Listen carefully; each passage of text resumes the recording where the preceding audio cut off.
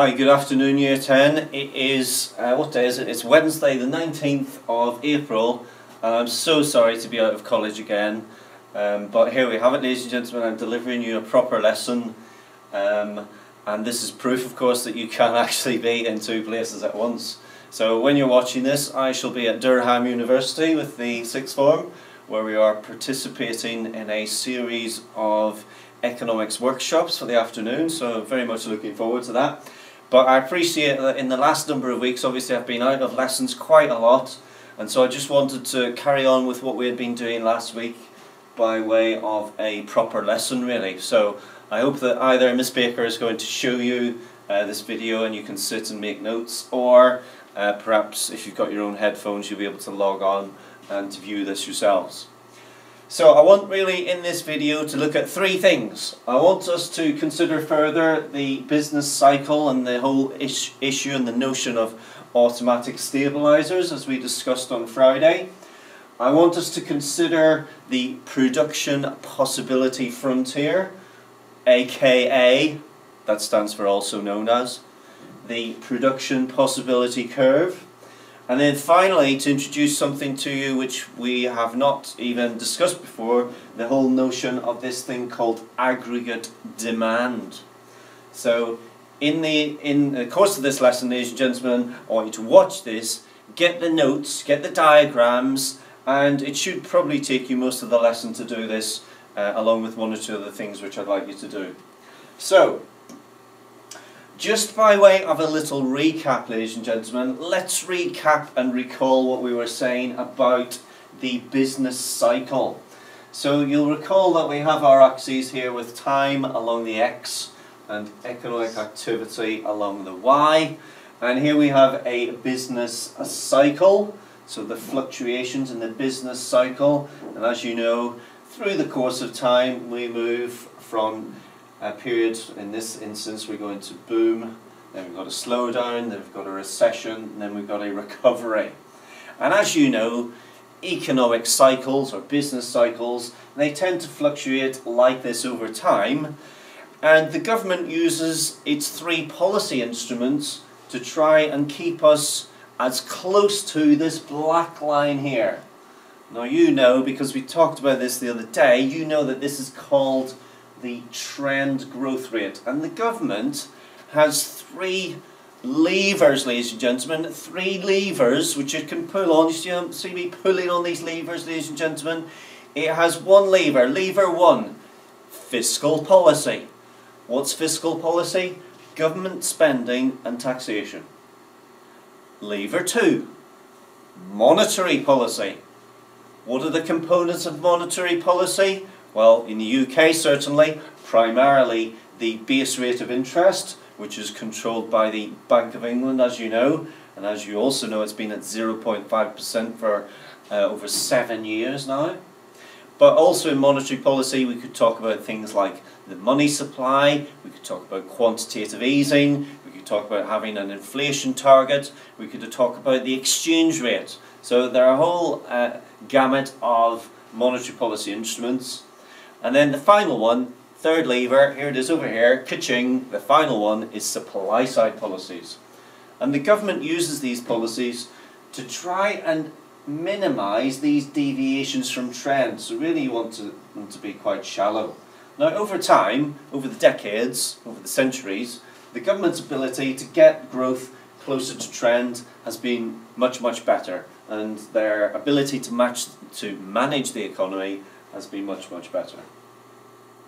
So, let's get back to what we were talking about on Friday, because we were talking about these things called automatic stabilisers, of which you know there are two. There's the government expenditure automatic stabiliser. Now that comes in the form of this thing and these things called transfer payments, as you'll recall from what we discussed the other day. Now, the definition of a transfer payment, ladies and gentlemen, make sure you get this in your books. The definition of a transfer payment is a payment for which there is no corresponding output. So generally speaking, we're talking about job seekers allowance, unemployment benefit. And of course, during a recession, unemployment benefits being injected into the economy rise. During a boom, they fall. The rise and the fall, as Sting said. Gordon Sumner, also known as. And then also, the second automatic stabiliser is taxation. And again, when the economy is growing, when the economy is booming, the amount of money coming out of the economy, it rises. The tax taken out of the economy in the good times is obviously much larger because more people are in employment. And that is also an automatic stabiliser. So let's just remind ourselves what happens during the boom phase here, during the boom times. So in the boom times, what happens? We know that the amount of transfer payments being injected into the economy, that starts to subside. We know that the amount of tax taken out of the economy, that goes up. And both of these things, so you've got less money being injected from the government in the form of unemployment benefit, and you've got more money being taken out of the economy, sucked out of the economy, dragged out of the economy in the form of taxation. These just help to stop the economy from overheating, and they help to ensure that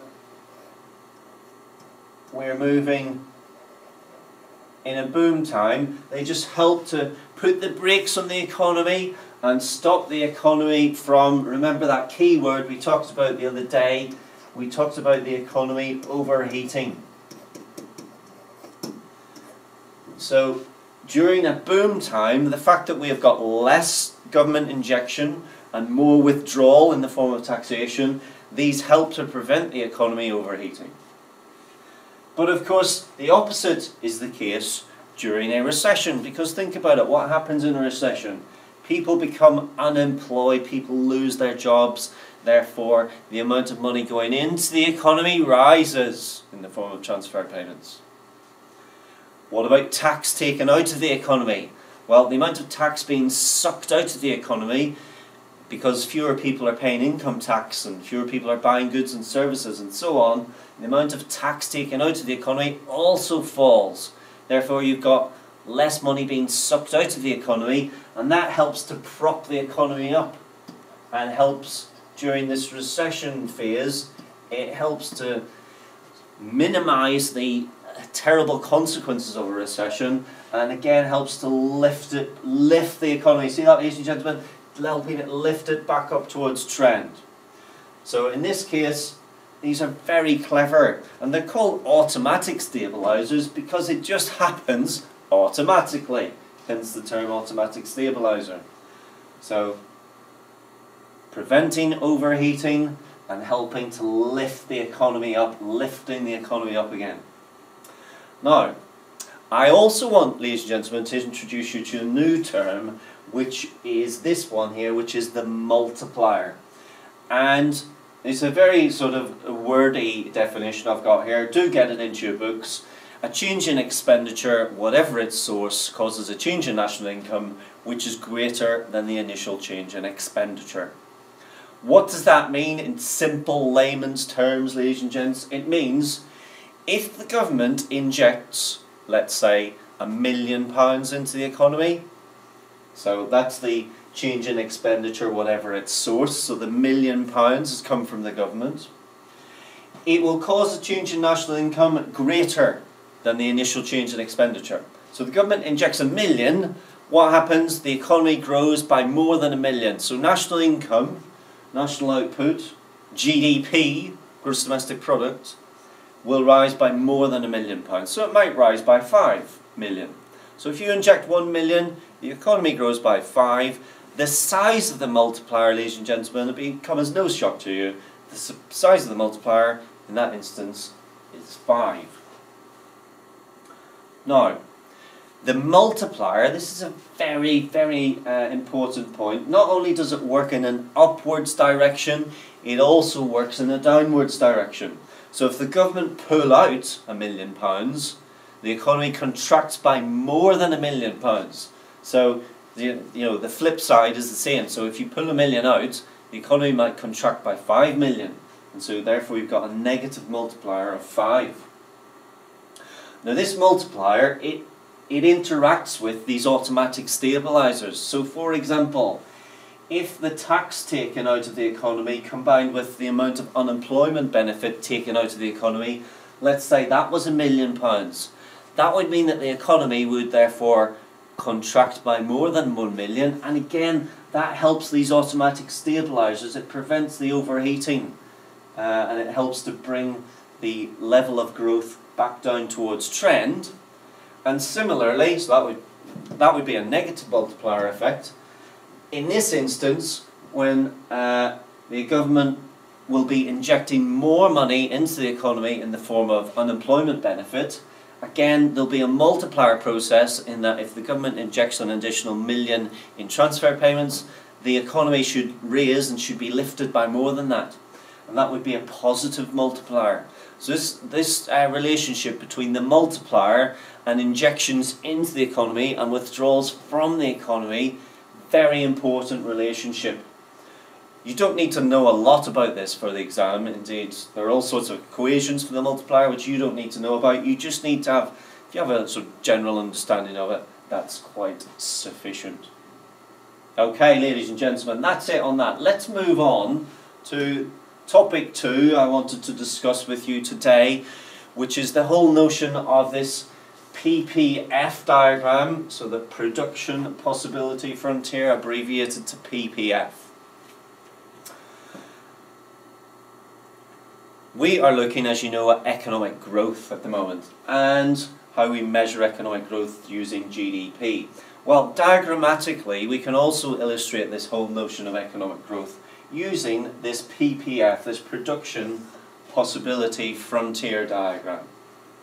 So this is a very simple one because we've only got 2 goods here. We've got capital goods, machinery, and we've got consumer goods, those goods that you and I would buy because they bring us a certain amount of, as the Rolling Stones say, dun, da, da, da, da, da, da, da, da, satisfaction.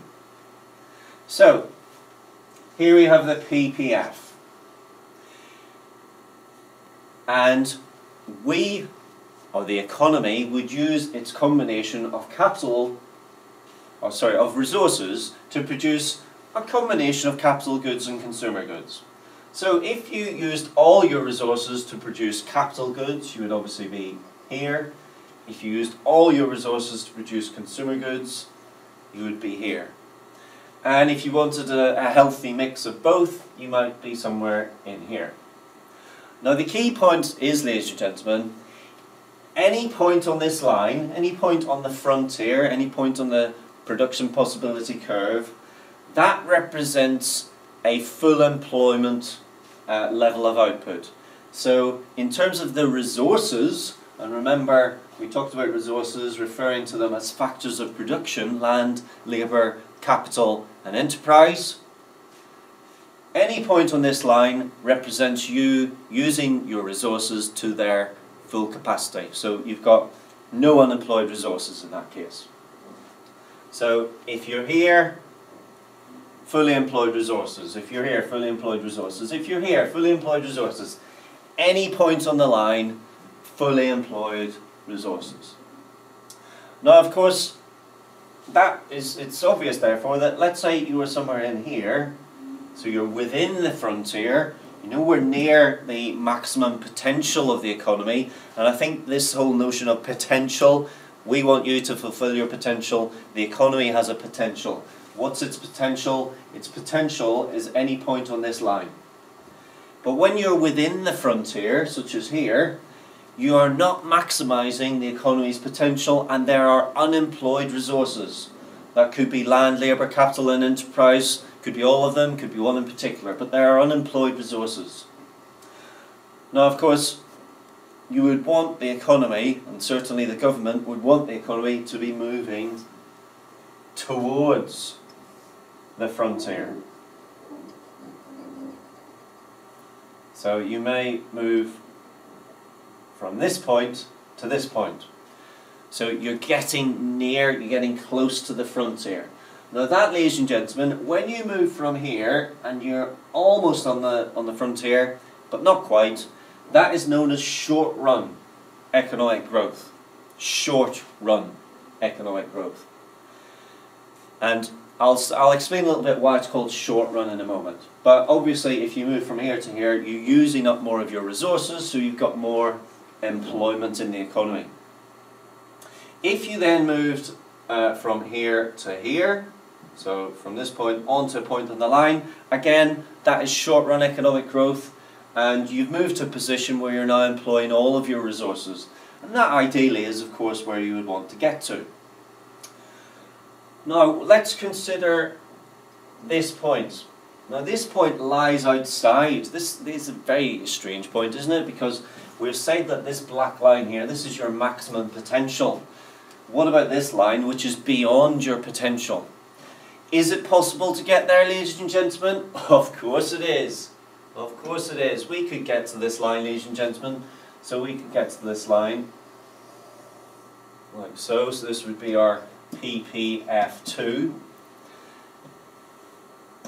We could get here. So from this point to this point.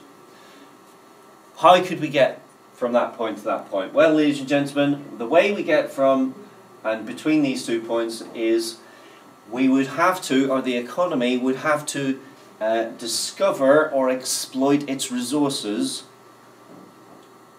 to enable the economy to produce a higher potential level of output. So let's think of the factors of production here: the land, the labour, the capital and the enterprise. So for example, if you discovered, remember land stands for natural resources, for instance. So if, for example, we were drilling in the North Sea and we found new resources of North Sea oil, that's a new resource which would enable our potential to rise and shift PPF1 from PPF1 to PPF2. Now that's known as long-run economic growth. Long-run economic growth is when your potential moves upwards and outwards. Short-run means that you're just moving towards the frontier. Long-run is it's the one that we're really after, the long-run economic growth. What about labour? Well, what things could make labour more productive, enable their potential to increase? Primarily new technology, new working methods, cracking the whip maybe, making them work a little bit harder, so a little bit more productive. What about capital, machinery? So again, related with technology, if you've got better machinery, you can produce more in the same amount of time. And entrepreneurship, obviously entrepreneurship is something which is slightly different because that depends on the innate skills of the individual. But if we had an influx of an enormous amount of entrepreneurs, again, that would help us to have long-run economic growth, shifting the PPF from PPF1 to PPF2. And all of these things which I've identified, the land, labour, capital, enterprise, when you increase the quantity of these, you are said to be improving or increasing your factor endowments. Your factor endowments. Okay, ladies and gents, that's all I want to say on that, and I'm a little bit pushed for time here, so I'm going to quickly talk about the final thing. In microeconomics, which was Unit 1, which we've just finished, we talked about demand. Now, ladies and gentlemen, we've started macroeconomics, and I want to introduce you to this concept of aggregate demand. Now, this word aggregate demand stands for the sum total. So it's the sum total of demand across the whole economy.